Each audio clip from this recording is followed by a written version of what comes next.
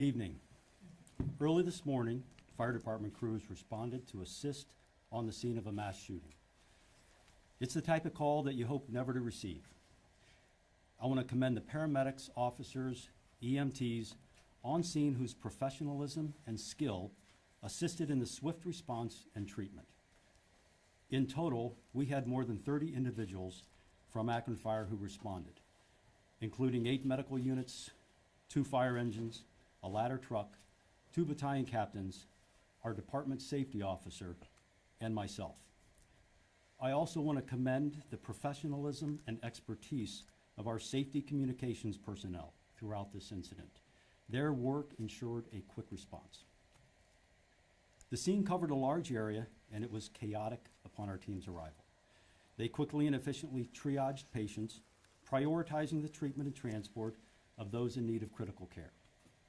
We train and practice often for events such as this, hoping to never have to do it in real life. But that practice was put into effect last night and led to the safe and fast transport of those needing care. I want to thank our area hospitals also for their quick work. SUMA, Cleveland Clinic, Akron General, Akron Children's Hospital, Western Reserve, and Barberton coordinated with our teams to respond and get everyone treated as quickly as possible. The collaboration I witnessed at the incident last night between the public safety forces and our hospital systems was admirable. I'd also like to acknowledge the Summit County Sheriff's Office for sending several deputies to our area hospitals, as well as the University of Akron Police Department for the same. And of course, each hospital system has their own police force who also responded to ensure the hospitals involved were safe to receive these critical care patients. Our crews did an outstanding job last night in their response. Their response was to take care of the public, and now it's our turn to take care of our own crews. These traumatic incidents can weigh heavily on those who respond. Today, we have been organizing our peer support team to speak with any of our paramedics, officers, or anyone involved in the incident about the incident. This peer support team is made up of trained officers and EMTs within our department who will assist our members who have experienced trauma. This support team has proven incredibly effective at helping safety force members work through traumatic incidents such as this. This peer support team will provide a bridge to get our personnel, our officers and firefighters, connected to more professional support if necessary. My prayers go out to all the victims and their families, as well as to our own public safety personnel who responded to this scene.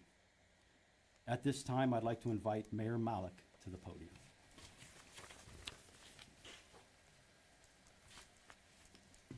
Good evening. I want to start by sharing my condolences with the victim's family and friends.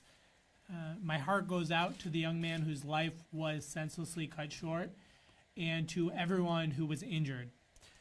This was a tragic incident which impacts our entire community.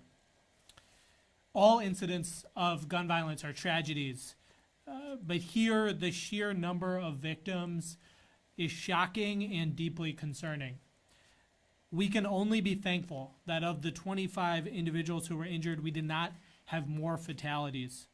I'd like to echo the thanks of Chief Harding and Acting Chief Kaut to all our public safety forces who responded last night, including Akron Fire, Akron Police, as well as our local, state, and federal partners who have offered their support and assistance, including the Summit County Sheriff's Office. Thank you very much, Sheriff.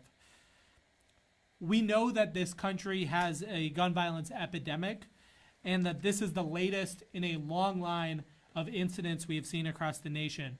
Safety is our administration's highest priority.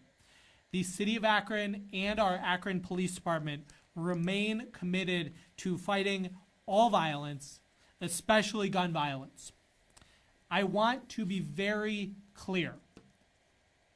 Anyone who was involved in last night's shooting will be held accountable to the fullest extent of the law.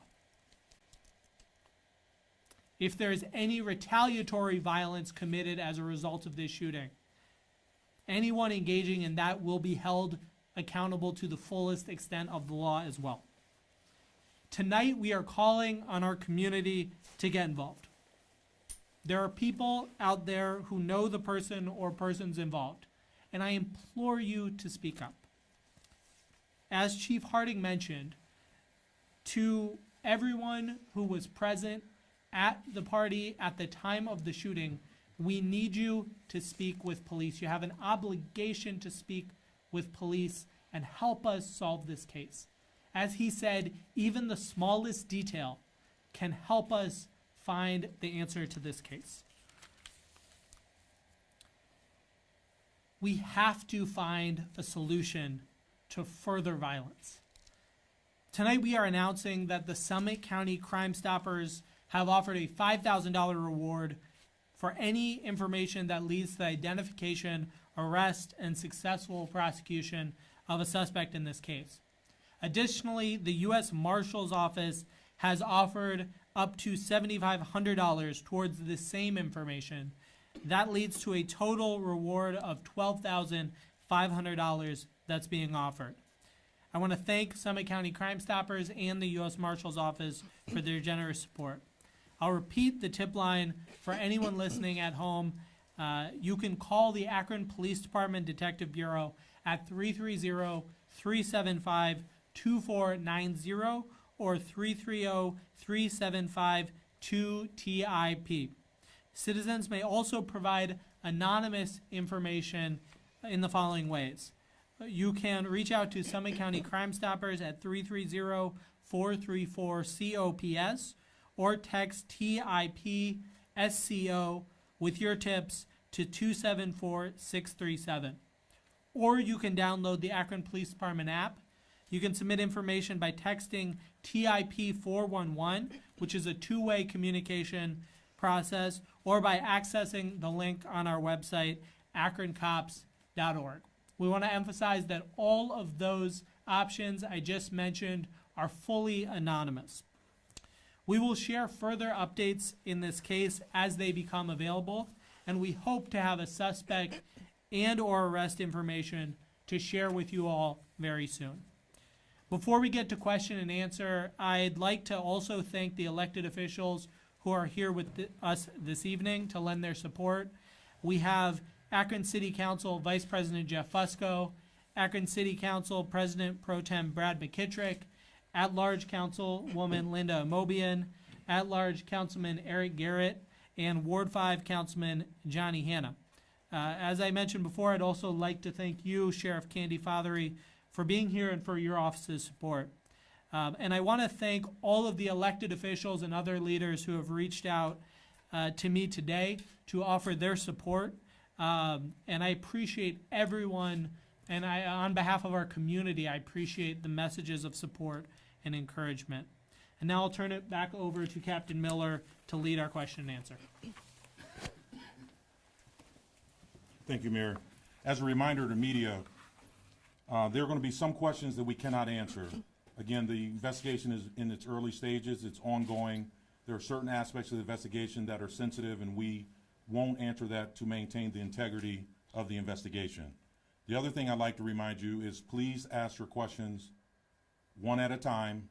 I am planning to move from my left to right with one question per media outlet. One question. I'll have to unfortunately cut that questioning off if it goes further. But in order for us to keep track and keep things orderly, that's the best way to go about doing that.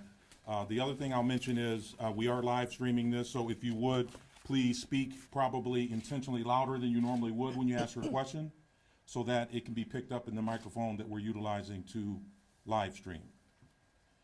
So with that, I'll open it up to questions, and I'll start on my left-hand side with questions. Tara, and also Tara. state who your question's for.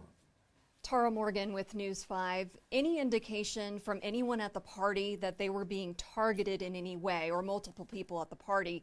And how many shooters do you believe are out there? Yes. I'll answer that one. No information in that directly on that. What was the second part of your question? I apologize. How many shooters do you believe? That's still don't have that information. That's why we're asking the community support to come forward to help provide those details for us. Is there another question on this side? Sir, go ahead. Yeah, given, big event with a lot of people, what can the average citizen, they find themselves in a similar situation, what can the average citizen do to kind of protect themselves, keep them, possibly reduce their chances of being hit? So I would start by saying, if you see the situation get out of control, I would tell you at that point, you best to leave the party or the event that you're at. But additionally, I think it's to seek cover and then call for help and make sure that you become a good witness at that point moving forward. Bryce, go ahead with your question. You mentioned that you're trying to prevent retaliation from this shooting. How are you trying to prevent retaliation? So we're working with many community stakeholders and others in the community as well that reference that. We have many detectives that are out canvassing. We'll have additional patrols in the area and additional patrols out as well. We've also partnered with some of our federal and state partners as well from additional resources. I can add. Yeah, good. I think we also are hoping to locate and apprehend a suspect as soon as possible to prevent any retaliation. Is there another question on the side before I move to the center? Sir, in the back? Hi, Alex Rashay from ABC News. I just wanted to clarify on the two firearms that were recovered. We heard that before that one was a rifle and a pistol. Can you just clarify, are they both handguns? We recovered 2 handguns at the scene, but there were multiple different shell casings that were recovered, so we're not certain how many total weapons were involved. Multiple shell casings that were different from the two handguns that you recovered? Correct. Okay. Okay, is there another question here? Young lady there? Yeah, we had started Channel 30. So we all know that gun violence typically spikes in the summer. Is there an attack plan as we lead into the summer? We're 18 days away from the start of summer. Any plan to mitigate gun violence?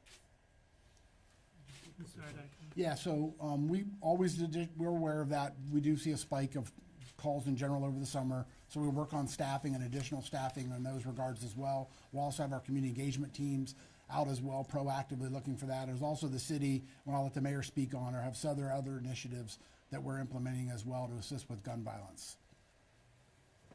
Yes. We've been, I'm Hang on gonna. one second, please. Go ahead, Mayor. We've been working closely with federal alcohol, tobacco, and firearms to increase our partnership and make sure that we're able to track crime guns. So when a gun is used in a crime, in a shooting, it's often that it may be used again in quick succession. And so we've been working to improve our process of processing shell casings, even if we don't recover a gun at a scene, to try to link cases and try to apprehend suspects as quickly as possible. We're working heavily to get guns off the street and make sure we have adequate staffing for this summer. And then from there, we also recently have been announcing our Credible Messenger program that we hope to launch at the end of this summer, in which folks who have a background in the criminal justice system can reach out to folks who are at risk of being involved in gun violence and help intervening in the lives of people who might otherwise choose to commit an act of violence.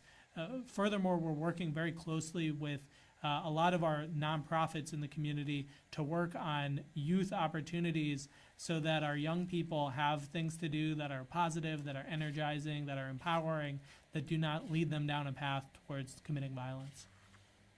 Yes, ma'am.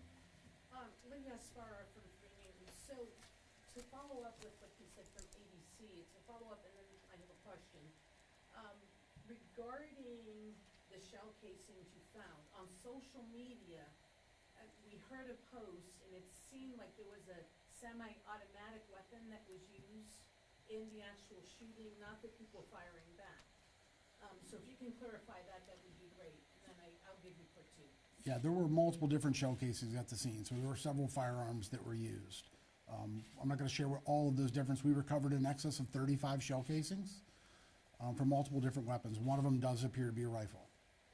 Okay, so then the second part is, you're talking about retaliation, and you may not answer this one, so I have a part 3. So, the retaliation, also on social media, people are talking about, it's gang affiliation. If you can mention that, and then the part 2 might go to the assistant fire chief or the backup fire chief, that because you got your own EMS now, was anything, was it delayed, were they on time? How did it work for you this time, having your own EMS? So I can answer the first part. We are always concerned about gang violence, specifically being involved in that.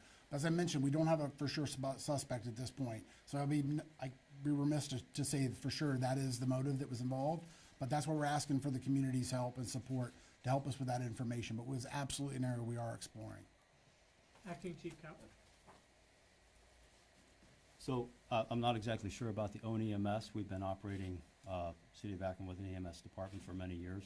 But I can assure you that, like I said before, the work of our safety communications and getting this dispatched immediately and the correct number for the magnitude of this was crucial. We had 8 med units respond immediately within the first 2 to 3 minutes of this incident. And throughout that chaotic scene, they were able to quickly and efficiently triage and transport as quickly as possible. So there was no delay on the EMS part. If I can follow up, Chief. I think part of that is also the changes that was made with the outside EMS service. You know, we always respond to emergencies like this. It would just be a question of, in the past, there was the outside company that would do the transports if it was a lesser emergency. And so this was the same response as it would have been a year ago, 2 years ago, 3 years ago, and we're really proud of how EMS responded in this situation. Real quick, too, to expedite and be efficient with our responses, please keep your question to one initial question. Then we'll come back if time permits for the second question. I'll grab you next, but Michelle, go ahead. Okay, in a lot of minority communities, people tend to feel like it's snitching if they say something. But, you know, what do you wanna say to people or implore to them as far as their responsibility as a citizen here and to, as part of trying to stop the violence, what they need to do? Also, we're being told people are already taking down videos because they don't wanna get involved or say anything. The level of violence in our community and frankly in communities across the country is out of control. The availability of weapons, the casualness with which some people use weapons, you know, something that in the past may have been a fist fight now turns into a deadly shooting like this. We have to hold people accountable when they commit violence. That's the only way to keep our community safe. There is a lot of long-term work that we need to do in investing in the root causes of violence, and we are beginning that work. But we have to hold people accountable when they commit violence. There are a number of ways in which we are able to protect the anonymity of people who share information with us. But sharing information with us and helping hold people accountable when they do awful things, it's a thing of honor, and it's also each of our responsibilities. Yes, sir, Scott. 3-3 to go. This seems like an interesting time that the Ring camera program has been rolled out. Between the initial main public cameras that are already in place, along with the newly distributed Ring cameras, first of all, are they up and running in this ward, and is there a plan to utilize that system right now in its inaugural opportunity? Yeah, so there are some. We always continue to go out and try to get any cameras we can. Video evidence, including Ring and others, are extremely important for us. We've already started that work. We're getting some, and hopefully we'll get even more and continue to process that. Yes, sir. So it's been almost 19 hours since this happened, with potentially more than 100 witnesses. What has the department done to try and find the perpetrator? I know you're asking people to reach out to the department, but what has the department done proactively to find the suspect and find a motive? Correct. Yes, we had a team of detectives that were out at the scene last night. They've continued to work throughout the day today, following up on information on any leads. We have received a few initial leads, and we're following up on those as well. Also recanvassing that information. We're going to be sending all the show casings out as well. So we have detectives continue to work on it. They will continue to work on this case around the clock. I can add. Sure. Detectives have also been at the hospitals. I'm correct on that. I do want to underscore that this is a pretty chaotic scene, right? There were the sheer number of people who were shot, as well as the number of people who are potential witnesses, is a very chaotic scene. And so we are working to get a handle on what information is there. We're presenting what information we can verify to you right now, but we and the whole department is dedicated to holding someone accountable as quickly as possible. Sir, right here in center. Tino Bovenzi with Fox 8 Cleveland. Is the resident or homeowner or renter there that threw that party facing any charges for throwing a party? You responded to a nuisance call first, and then it seems it carried back on, leading to the shooting. Are they being held accountable in any way? So we'll continue to investigate the case, but I think everyone needs to understand, you should be able to throw a party in this community and feel safe and be safe in that regard. So this is a tragic incident. We're gonna investigate the entire incident, and ultimately we'll run whatever fact pattern we have by the prosecutor's office and look at that case as well. But we think really, like we mentioned before, everyone should have the ability to get together with their loved ones, friends, and family and be safe, and that's what we're working on. Quick follow-up about the 2 guns recovered. Did they come back as stolen or unregistered, or do you have any detail about No that? details about them at this point. Yes. So regarding the first time when your officers were there at 10 o'clock, was there I mean, obviously it was a party, 200 people. Do you feel like they probably shouldn't have left, that they should have stayed? So the crowd did break up, the party did begin to break up at that time. People began to leave, and then I believe they came back after our officers left. I have one more follow-up. There have been trust issues in this community with the police department. So how do you go forward with trying to get people to speak with you when they do have those trust issues? Well, I have an answer, but you can go. Sure. Yeah, so we're aware of that. We're aware of the distrust and the trauma that, with law enforcement specifically in the community. We can do that developing one relationship at a time. That's the first part. Partnering, like the mayor mentioned, with credible messengers other in the community. And we also, that's why we have multiple ways to remain anonymous. We're asking for the information. The ability to remain anonymous, that tip 411 app we talked about, is a way that we can go back and forth and remain anonymous on both sides. That's just to get the information, but absolutely we need to continue to develop those relationships and build bonds with the community. That's who we're here to support, and we're taking that work very seriously. Okay, we have time for just maybe 1 or 2 other questions. Captain, I have I'm sorry. one more comment there. The top 3 things this department is focused on are community policing, gun violence prevention, and retention and recruitment. And our administration has been very focused on accountability and transparency, and will continue to be. All of those things have an aspect of trust building that are built into them. We recognize the gaps in trust that are there. We're not trying to shy away from them or hide away from them, but we all as a community need to address the gun violence going on in our community. Go ahead, sir. What's the message to the community there? I had brief interactions. They say that a lot of things happen there. They don't feel safe, essentially. What's your message to them? We are working to make sure everyone in our community feels safe. The number one way that we can that we can create safety with regard to this specific incident is holding someone accountable for it and making sure that this does not give rise to a chain of violence that continues across this summer. Right? When it comes to a broader sense of safety, every single person in our community deserves to feel safe. It doesn't matter which neighborhood you're in.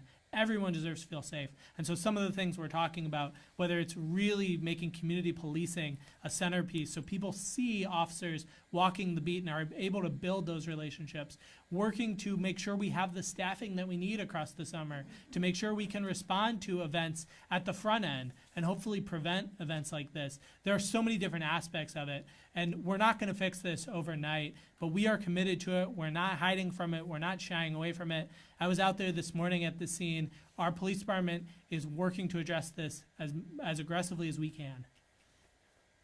Okay, last question, sir. Just circling back, you mentioned 35 shell casings, or more than 35 shell casings here. You also alluded to the fact that you believe that a rifle may have been used. Look, it's a lot of bullets in a short amount of time. Do you believe that an AR-15 style rifle was used in some capacity here? There was an assault rifle. We did recover those rounds. We don't have the gun, so I don't want to speculate on the exact gun that was used in this, but I would not, it's possible. Thank you. Well, that's the end of this press conference. We do want to thank everyone for taking the time to come out. Any additional questions, if you have any, you could submit those to press@akronohio.gov. If some ancillary emails would come to me, I would also forward those back to the press email. We'll try to get you some ancillary responses in that regard. We will not be holding any separate on-camera interview accommodations after this press conference, so this would conclude that. We'll provide those updates as they are able to be shared.